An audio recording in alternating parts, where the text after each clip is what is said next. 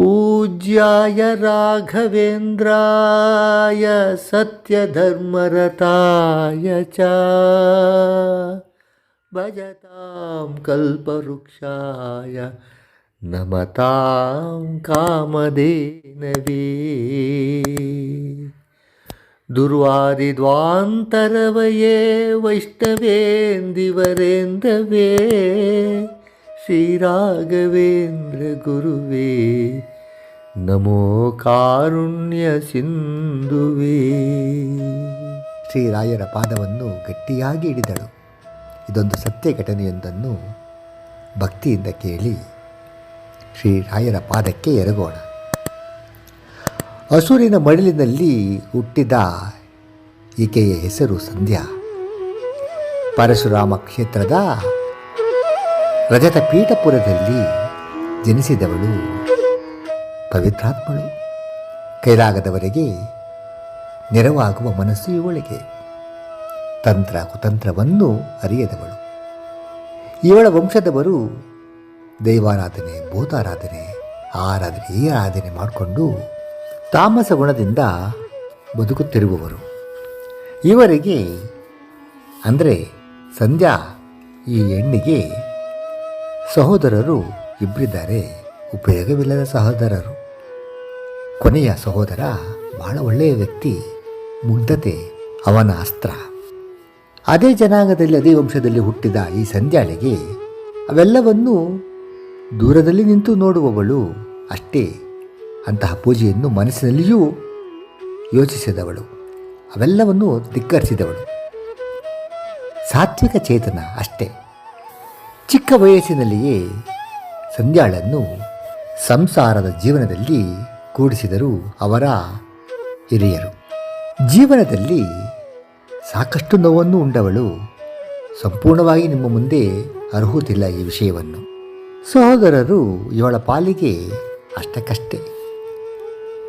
ತನ್ನ ತಮ್ಮ ಈಕೆಯ ಗುಣಕ್ಕೆ ಸ್ವಲ್ಪ ಸ್ಪಂದಿಸುವವ, ಆದರೆ ಸಂಸಾರದ ಒಳಮರ್ಮ ಆತನಿಗೆ ಅರ್ಥ ಮಾಡಿಕೊಳ್ಳದಂಥ, ಆದರೆ ಯಾರಿಗೂ ನೋವನ್ನುಂಟು ಮಾಡದಂಥ ವ್ಯಕ್ತಿತ್ವ. ದಿಟ್ಟವಾಗಿ ಎದುರಿಸಲು ಬಾರದವ. ಎಲ್ಲಿ ಭಾರವಿದೆಯೋ ಅದಕ್ಕೆ ವಾಲಿ ಮೂರನೇ ವ್ಯಕ್ತಿಯಾಗಿ ದೂರದಲ್ಲಿ ನಿಂತು ವೀಕ್ಷಿಸುವ ಈ ವ್ಯಕ್ತಿ. ಇನ್ನು ತಾಯಿಯಾದರೂ ಮಗಳನ್ನು ಪ್ರೀತಿಸುವವಳು, ಆದರೆ ಮಗಳನ್ನು ಹೊಗಳುವಂಥ ಮನೋಭಾವ ಅವಳ ರಕ್ತದಲ್ಲಿ ಇಲ್ಲವೇ ಇಲ್ಲ. ತಾತ್ಸಾರ ಪುರಸ್ಕಾರಕ್ಕೆ ಮಣಿಯಿದವಳು. ಅಣ್ಣನಾದರೂ ಮದುವೆ ಆಗಿ ಅವರ ಹೆಂಡತಿಯ ತಾಳಕ್ಕೆ ತಕ್ಕಂತೆ ಕುಣಿದಾಡುತ್ತಾ ತಂಗಿಯನ್ನು ದೂರವೇ ಮಾಡಿದ್ದರು. ಇದು ಇವಳ ಪಾಲಿಗೆ ಒಂದು ರೀತಿಯ ಬಹಳ ವೇದನೆ, ಬಹಳ ನೋವನ್ನು ಉಂಟು ಮಾಡಿತ್ತು. ಆದರೆ ಈಕೆ ಮಾತ್ರ ಅವರನ್ನು ದೂಷಿಸದೆ ಇದು ಭಗವಂತನ ಚಿತ್ತವೆಂದು ಅರಿತು ಪಾಲಿಗೆ ಬಂದದ್ದೇ ಪಂಚಾಮೃತವೆಂದು ತಿಳಿದು ಜೀವಿಸುತ್ತಿದ್ದಳು. ತಾಯಿ ಹತ್ತಿರ ಏನಾದರೂ ಹೇಳ್ಕೊಂಡು ಸಮಾಧಾನ ಮಾಡಿಕೊಳ್ಳೋಣ ಅಂದರೆ ತಾಯಿಯೂ ಕೂಡ ಒಂದು ರೀತಿಯ ಸ್ವಾರ್ಥ ಮನೋಭಾವ ಉಳ್ಳವಳು. ಏಕೆಂದರೆ ಗಂಡು ಮಕ್ಕಳೆಂದರೆ ಯಾವ ತಾಯಿಗೆ ತಾನೇ ಮನಸ್ಸು ದೂರ ಮಾಡುತ್ತಾಳೆ. ಹೆಣ್ಣು ಮಕ್ಕಳಿಗಿಂತ ಗಂಡು ಮಕ್ಕಳು ಅವರು ಹೇಗೆ ಇಟ್ಟಿರಲಿ ತಾಯಿಯನ್ನು, ತಾಯಿಯ ಪಾಲಿಗೆ ಗಂಡು ಮಕ್ಕಳು ತಲೆ ಮೇಲೆ ಕೂಡಿಸ್ಕೊಂಡು ಓಡಾಡುವಂಥ ಸ್ಥಿತಿ.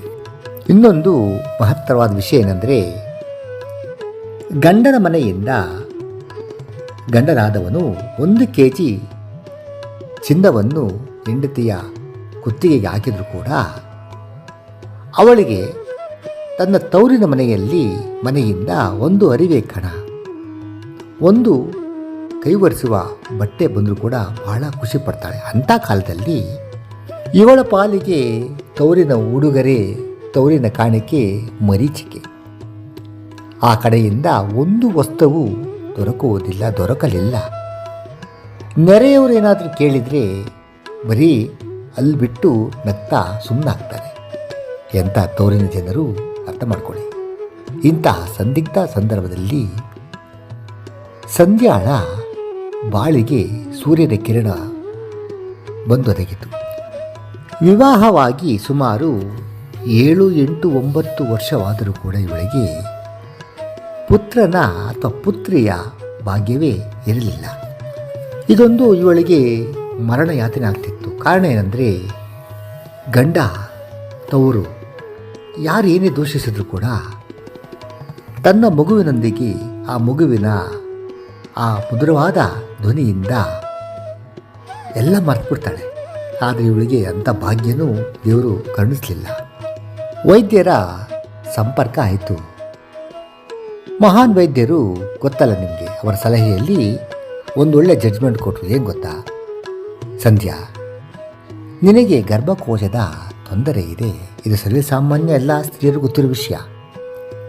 ಬಂಜೆಯಾಗುವ ಸಂಭವವೇ ಹೆಚ್ಚು. ಆದರೆ 3 ತಿಂಗಳು ನಿನಗೆ ಮಾತ್ರೆ ಕೊಡ್ತೀನಿ, ಒಂದು 50% ಆದರೂ ಗುಣಮುಖವಾದರೆ ನೋಡೋಣ ಅಂತ ಕೊಟ್ಟರು. ಆ ಮಾತ್ರೆ ನುಂಗ್ಕೊಂಡು ಬಂದಲು. 3 ತಿಂಗಳಾಯಿತು. ಇದ್ದಂಗೆ ಇದ್ಲು. ಡಾಕ್ಟ್ರ್ ಹತ್ರ ಹೋದ್ಲು. ಇನ್ನೊಂದು 3 ತಿಂಗಳು ತೊಗೊಳಮ್ಮ, ಒಂದು 6 ತಿಂಗಳು ತಗೋ ಅಂತ ಹೇಳಿದರು. ಇವಳಿಗೆ ಮೊದಲೇ ನಿನ್ನ ಮಗುವಿನ ಆಗುವ ಸಂಭವವಿದೆ ಅಂತ ಹೇಳಿದರೆ ಒಂದು ಪಾಸಿಟಿವ್ ಥಿಂಕಿಂಗಿಂದ ಅವಳು ಖುಷಿಯಾಗಿ ಬದುಕ್ತಿದ್ಳು. ಆದರೆ ಡಾಕ್ಟ್ರು ಹೇಳಿದ ತಕ್ಷಣವೇ ಇದು 50% ಡೌಟಮ್ಮ, ನಿನಗೆ ಮಗು ಆಗೋದು ಅಂತ ಹೇಳ್ಬಿಟ್ರಲ್ಲ. ಇನ್ನು ಮಾತ್ರೆ ತಗೊಂಡ್ರೂ ಕೂಡ ಅವಳಿಗೆ ಆ ಮಾತ್ರೆ ಮೇಲೆ ವಿಶ್ವಾಸ ಇರುತ್ತಾ, ಡಾಕ್ಟ್ರ್ ಮೇಲೆ ವಿಶ್ವಾಸ ಇರುತ್ತಾ ಹೇಳಿ ನೋಡೋಣ. ಜೀವನವೇ ಬೇಡವೆನಿಸುತ್ತಿತ್ತು. ನೋವನ್ನು ಹಂಚಿಕೊಳ್ಳುವ ವ್ಯಕ್ತಿಯು ತಾಸಾರ ಮನೋಭಾವನೆ ಇವಳ ಹೃದಯ ಹಿಂಡುತ್ತಿತ್ತು. ಕೊನೆಗೊಂದು ದಿನ ಅವಳ ಮನಸ್ಸು ರಾಯರ ಕಡೆ ತಿರುಗಿತು.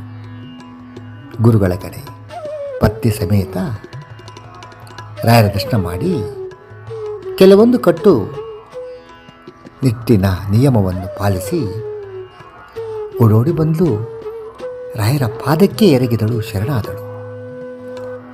ತನ್ನ ನಿವೇದನೆಯನ್ನು ಭಕ್ತಿಯಿಂದ ಕಣ್ಣೀರ ಧಾರೆಯಿಂದ ಅರ್ಪಿಸಿಕೊಂಡಳು.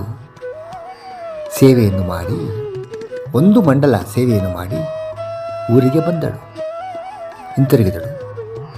ದಿನನಿತ್ಯ ರಾಯರಿಗೆ ತುಪ್ಪದ ದೀಪವನ್ನು ಹಚ್ಚುತ್ತಾ ರಾಘವೇಂದ್ರ ಸ್ವಾಮಿಗಳವರ ಸ್ತೋತ್ರವನ್ನು ಶ್ರೀ ಪೂರ್ಣಬೋಧ ಗುರುತೀರ್ಥ ಪಯೋಬ್ಧಿಪಾರ ಅಲ್ಲಿಂದ ಹಿಡಿದು ಯೋಭಕ್ತಿಯ ಗುರು ರಾಘವೇಂದ್ರ ಚರಣದೊಂದಂ ಸ್ಮರಣೀಯ ಪಠೇತು ಸ್ತೋತ್ರಂ ದಿವ್ಯಮಿದಂ ಸದಾ ನಹಿ ಭವಿತಸ್ಯಾ ಸುಖಂ ಕಿಂಚನ ಕಿಂಚಿಷ್ಟಾರ್ಥ ಸಮೃದ್ಧಿರೇವ ಕಮಲನಾಥ ಪ್ರಸಾದೋದಯಾತು ಕೀರ್ತಿರ್ದಿವಿರಿತ ವಿಭೂತಿ ರತುಲಾ ಸಾಕ್ಷ್ಯಯಾಶ್ವತ್ರಿ ಸಂಪೂರ್ಣ ಹೇಳಿ ಮಧ್ಯದಲ್ಲಿ ಒಂದು 21ನೇ ಸ್ತೋತ್ರದಲ್ಲಿ ಬರುವ ಏತಸ್ತೋತ್ರಂ ಸಮುಚ್ಚಾರ್ಯ ಗುರು ವೃಂದಾವನಾಂತಿಕೆ ದೀಪ ಸಂಯೋಜನಾ ಜ್ಞಾನಂ ಪುತ್ರಲಾಭವೇ ಧ್ರುವಂ.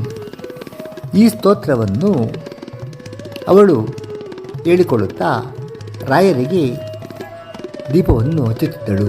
ತುಪ್ಪದ ದೀಪವನ್ನು ಹಚ್ಚಿ ಈ ಸ್ತೋತ್ರವನ್ನು 21 ಬಾರಿ ರಾಯರ ಮುಂದೆ ಅರ್ಪಿಸುತ್ತಿದ್ದಳು. ಇಷ್ಟೇ ಅವಳು ಮಾಡ್ತಿದ್ದಿದ್ದು. ಆದರೆ ಕಾಟಾಚಾರಕ್ಕೆ ಏನೋ ಒಂದು ಮಾಡಬೇಕಲ್ಲ, ರಾಯರ ಅನುಗ್ರಹ ಆದರೆ ಆಗಲಿ ಅನ್ನೋ ದೃಷ್ಟಿಯಿಂದ ಅಲ್ಲ, ನನಗೆ ಮಗು ಆಗಲಿ, ಮಗು ಆಗದೇ ಇರಲಿ, ನನಗೆ ನೀವೇ ಸರ್ವಸ್ವ. ಇಷ್ಟೊಂದು ಶರಣಾಗತರಾದರೆ ಭಕ್ತರು ರಾಯರು ಬಿಡುವರೆ. ಆದರೆ ವಿಶ್ವಾಸ ಬಹಳ ಮುಖ್ಯ ಕಣ್ರಿ. ಗರ್ಭದ ಚಿಹ್ನೆ ಅವಳಿಗೆ ಕಾಣಿಸಿತು. ಗರ್ಭ ನಿಂತಿತು. ಅವಳಿಗೆ ಕನಸಿನಲ್ಲಿ ಕೂಡ ರಾಯರು ಒಂದು ರೀತಿಯಲ್ಲಿ ತೋರಿಸಿದ್ರು ಅವರ ರೂಪವನ್ನು. ವೃಂದಾವನದ ದರ್ಶನವಾಯಿತು. ಇದು ಸಾಕಲ್ಲವೇ? ಬಾವಿಯಲ್ಲಿ ಬಿದ್ದವನಿಗೆ ಮೇಲಿಂದ ಹಗ್ಗದ ಆಶೆಯನ್ನು ಕೊಟ್ಟರೆ ಹೇಳಿದ್ರೆ ಅವಳ ಜೀವ ಬದುಕ್ತದಲ್ವ? ಅದೇ ಅಲ್ಲ ಸ್ವರ್ಗ ಅವಳಿಗೆ. ಸಂಪೂರ್ಣ ಗರ್ಭವತಿಯಾದಳು. ಮಗನನ್ನು ಹಡೆದಳು. ಮುತ್ತಿನಂಥ ಮಗ. ಸಂಧ್ಯಾಳ ಪಾಲಿಗೆ ಸೂರ್ಯನ ಕಿರಣವೇ ಬಂದೊದಗಿತು. ಮಗುವಿನ ಜನನಾಗಿ 6 ತಿಂಗಳಿಗೆ ರಾಯರ ಹತ್ರ ಬಂದು ರಾಯರ ಮುಂದೆನೇ ಒಂದು ಬಟ್ಟೆಯನ್ನು ಹಾಸಿ ಆ ಮಗುವನ್ನು ಮಲಗಿಸಿ ರಾಯರಿಗೆ ಅರ್ಪಿಸಿದಳು. ಅಂದರೆ ಈ ಮಗುವಿನ ಜವಾಬ್ದಾರಿ ನಿನ್ನದು ಸ್ವಾಮಿ, ನೀನು ಕೊಟ್ಟ ಮಗು ಅಂತ ಶರಣು ಹೋದಳು. ತುಂಬ ಹೇಳೋದಿದೆ, ಹೇಳುತ್ತಾ ಹೋದರೆ ನಿಮ್ಮ ಕಣ್ಣಿನ ಅಂಚಿನಲ್ಲಿ ನೀರು ಬರೋದು ಸತ್ಯ. ಈಗ ರಾಯರ ಸೇವೆಯ ಜೊತೆಗೆ ವಿಷ್ಣು ಸಹಸ್ರನಾಮ ಏಕಾದಶಿ ವ್ರತ, ಮಧ್ವನಾಮ ಇಂತಹ ಸ್ತೋತ್ರವನ್ನೆಲ್ಲ ದಿನನಿತ್ಯ ರಾಯರಿಗೆ ಅರ್ಪಿಸುತ್ತಿದ್ದಾಳೆ ಸಂಧ್ಯಾ. ಅವಳ ಜೀವನ ಒಳ್ಳೆಯದಾಗಲಿ.